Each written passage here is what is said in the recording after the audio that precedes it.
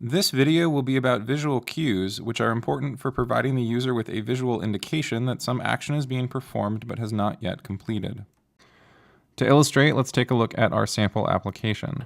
Here we can see a loading experience as the posts are being fetched. And now we can see that the posts have been fetched, but there weren't any to be found. So we'll create one by entering some text into the green input box and hitting the enter button to submit it. At this point, we can see that the post was created, but because it's faded out, we can tell it doesn't actually exist yet. We're just being informed that the request is being processed. And once the post is confirmed to be created by the server, it pops into full color and we can interact with it. Notice that at no point during all these activities were we ever left to wonder what was happening in the application. So why does this matter? And the answer is because applications are like conversations with the user. To illustrate, let's look at a phone conversation between Megan and Blake.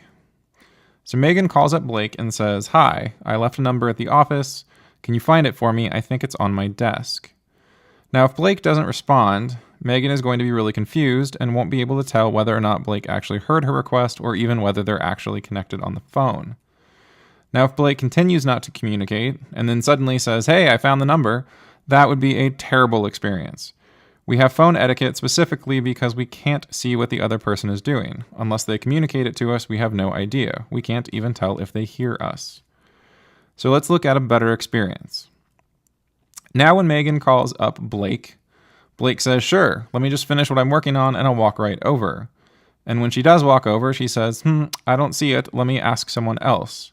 And then finally, she finds the phone number and gives it to Megan. This is a much better experience.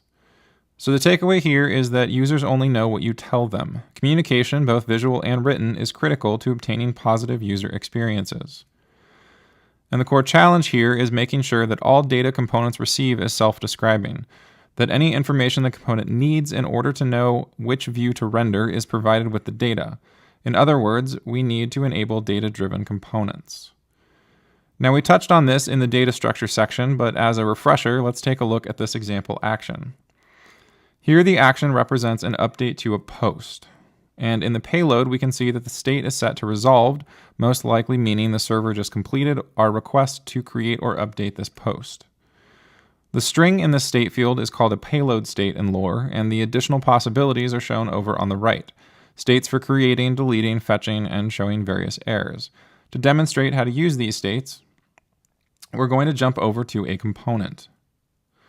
So here we have a component that takes a single post, and what we want to do is render a spinner if we're currently fetching the post to let the user know that we've received their request and are processing it, or to display the post once the request comes back. In both cases, we simply compare the post's state to the desired payload state and change what we render accordingly. Another possibility would be to fade an element that we were updating in order to notify the user that something was happening with it. To review, providing visual cues to users is important because applications are conversations and users only know what you show or tell them. The core challenge is supplying components with unambiguous and comprehensively descriptive data, and the approach that Lore follows is to have action creators set a state property on all payloads that are dispatched so that components can simply look at the state and know exactly what the data means and what they should do with it.